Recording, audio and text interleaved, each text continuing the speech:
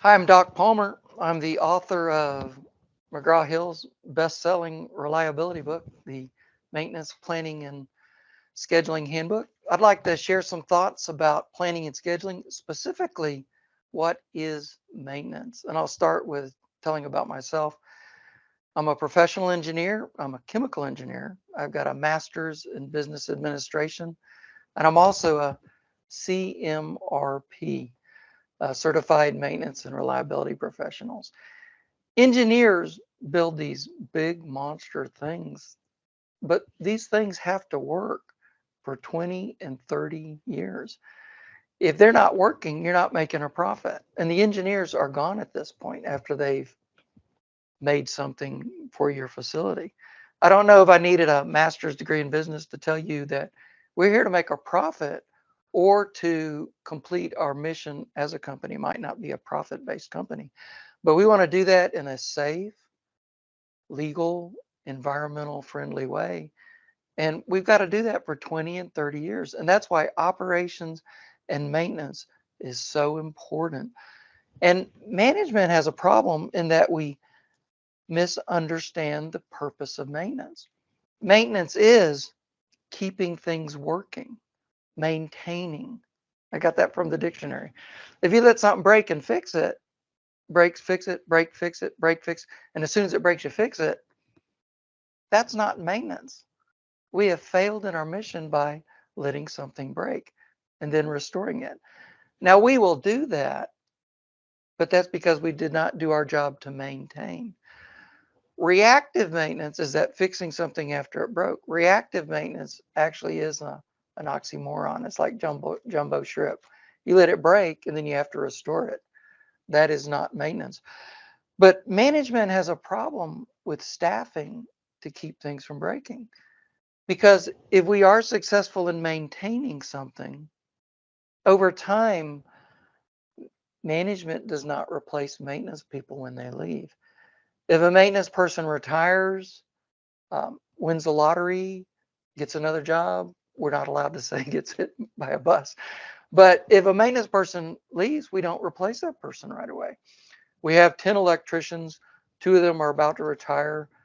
Let's see if we can get by with 8 electricians. You never know until you try. And as things are not breaking, we continually reduce our maintenance staff until we can't keep up.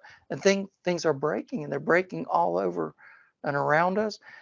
Operators are screaming at us. And then management says, seems like we're getting behind. Let's hire a couple of electricians. And we hire the people back. But we're actually staffing ourselves at the point of just barely keeping up with the breakdowns. We do enough preventive maintenance to keep things from breaking. And then otherwise, we staff, the fine edge of staffing is keeping up with breakdowns. And we can be a good company doing that.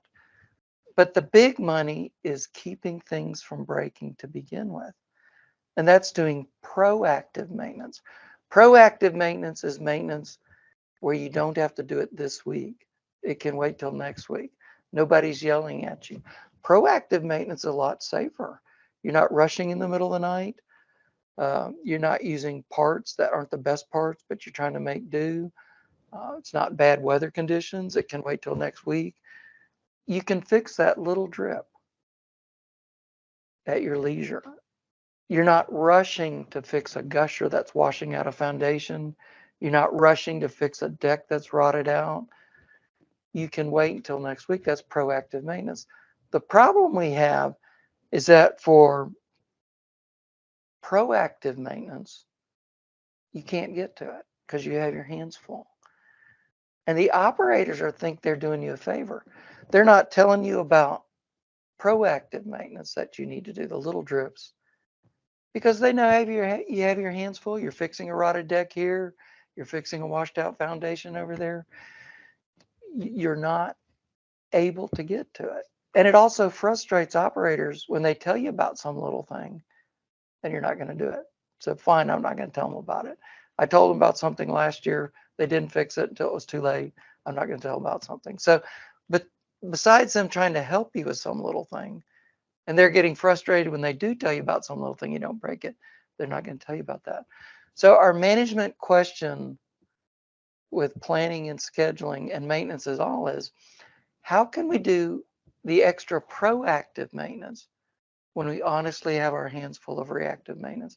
And we'll talk about that in other issues, but I first want us to understand that maintenance is keeping things working.